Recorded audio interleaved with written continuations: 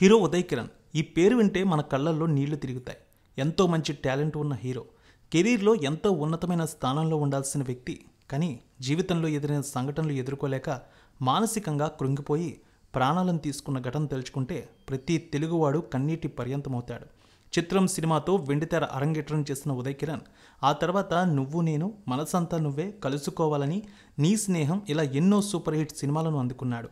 దీంతో టాలీవుడ్లో క్రేజీ దర్శక నిర్మాతలు ఉదయ్ కిరణ్తో సినిమాలు చేయడానికి క్యూ కట్టారు.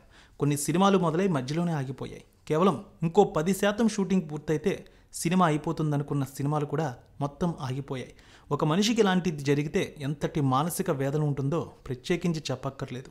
ఇక పెళ్లి తర్వాత సినిమాల్లో మళ్ళీ రాణించేందుకు ఉదయ్ కిరణ్ ప్రయత్నాలు చేశాడు. కానీ మెరుగైన ఫలితాలు రాలేదు. భార్య సంపాదన మీద బతకాల్సిన పరిస్థితి వచ్చింది. భార్యాభర్తలు అన్న తర్వాత గొడవలు రావడం సహజం. అలా ఉదయ్ కిరణ్కి తన భార్యతో అప్పుడప్పుడు గొడవలు అవుతూ ఉండేవి. ఒకరోజు పెద్ద గొడవే జరిగినట్టు ఉంది. మనస్తాపానికి గురై ప్రాణాలు తీసుకున్నాడు. ఇప్పుడు ఓటీటీ వృద్ధిలోకి వచ్చింది. ఉదయ్ కిరణ్ బ్రతికి ఉండుంటే ఆయనకు ఖచ్చితంగా ఎన్నో అవకాశాలు వచ్చి ఉండేవి. ఇదంతా పక్కన పెడితే ఉదయ్ కిరణ్కి అత్యంత ఆప్తుల్లో ఒకరు Bigg Boss 2 winner Kaushal. Uday కిరణ్తో కలిసి ఆయన 12 సినిమాల్లో నటించారు. అలా ఆయనకు మంచి సాన్నిధ్యం ఉంది. రీసెంట్గా జరిగిన ఒక ఇంటర్వ్యూలో కౌశల్ ఉదయ్ కిరణ్ గురించి పలు ఆసక్తికరమైన వ్యాఖ్యలు చేశారు.